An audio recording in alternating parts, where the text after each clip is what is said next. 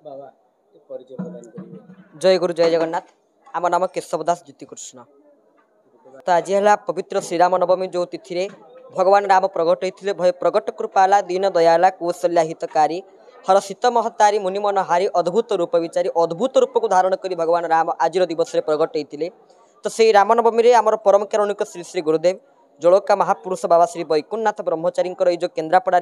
आश्रम रही से केन्द्रापड़ा आश्रम आज है श्री रामनवमी पर्व को पालन कर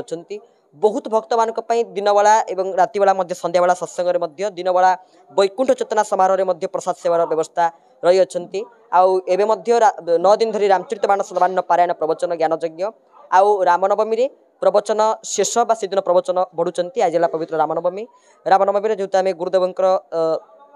कृपा पात्र तो से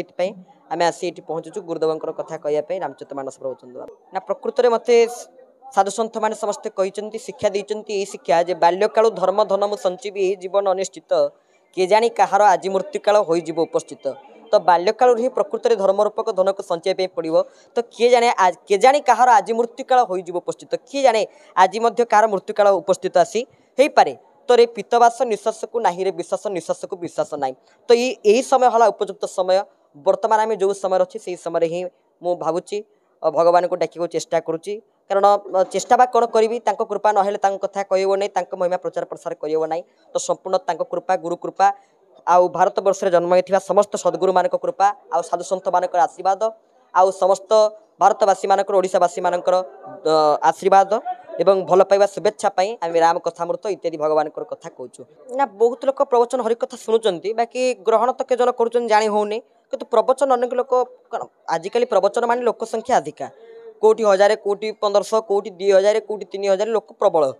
किंतु तन्मध्य ग्रहण करने लोक है कम कारण कलिजुग जो ये तो ग्रहण करने लोक खूब कम। तो भावुची प्रवचन हरिकथा आम शुणुचे से राम कथा शुणी आम कांदी पकुचे बनवास गला बेलू किंतु बापा माँ प्रति दृष्टि ठीक से दौने। तो अंततः प्रवचन शुणी हरिकथा राम कथा शुणी निज कम लगातु निज कर्तव्य कर्म लगातु परम कारुणिक श्री श्री गुरुदेव प्रार्थनांतिक वाणी कहते कर्तव्य त्रुटि करना तो कर्तव्य आम जहाँ शुणुचे कर्तव्य निज कर्म लगेगा मन हाउडारे कर्तव्य पथ न हुड़ तो कर्तव्य पथ को हुड़ा ना निज कर्तव्य कर्म सब भगवान को जगदवा यही हूँ कथा। प्राय 4-5 वर्ष बड़ू माने प्रवचन दबा धीरे धीरे धीरे धीरे आरंभ है तो आसिक बर्तमान आमको 12 वर्ष धरी पाखापाखि 5-6 वर्ष धरी आम हरिकथा राम कथा इत्यादि कहूँ ना प्रकृत में मो पाखे गुरु कृपा तो निश्चय अच्छी आउ सबुठ बड़ कथा पिता माता आशीर्वाद भी अच्छी बापा माँ कृपा आशीर्वाद सदिच्छा अच्छी आउ जो मैंने कार्यक्रम को देखुंट ओडिशार प्राय प्रत्येक श्रोता मानकर भल पाइबा हरिकथा प्रति आम कथा नुहे हरिकथा प्रति भगवान कथा प्रति भल पाइबा अच्छी बोली आम कहीपरचु आम साधु सन्त मैंने जो मैंने समस्ते ये अधम को जानते भल भाव में चिन्हिंट बहुत आशीर्वाद दया कर भगवान कथा विश्व दरबार में प्रचार प्रसार करने तो गरापुर जो ये गुरुदेव आश्रम गुरुदेव निजा को प्रतिष्ठा करते परम पूज्य चेतनानंद दास जी महाराज जो निजे ये आश्रम अध्यक्षता करुँच विराजमान अच्छा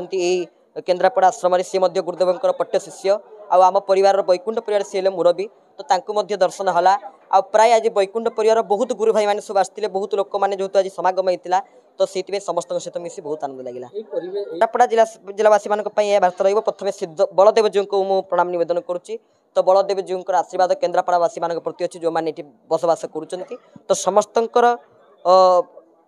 भल पाइबा भक्ति बलदेव जी प्रति रहू बलदेव जी कृपा आ गुरु गोविंद कृपा समस्त वर्षा समस्त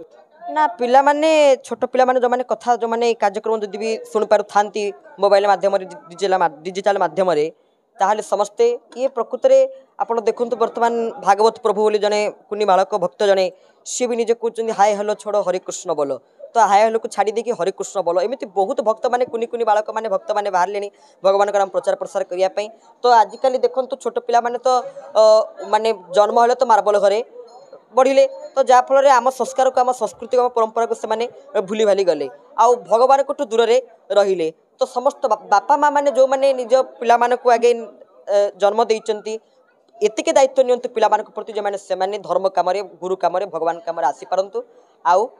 गुरु ग्रहण करी सद्गुरु पदाश्रय है निज जन्म जीवन को सार्थक कर आगु भल सन्थ हेबी भल साधुटे हेबी मोर लक्ष्य भल साधु हेबी आउ सन्थ हो मो गुरु नाम प्रचार प्रसार करी।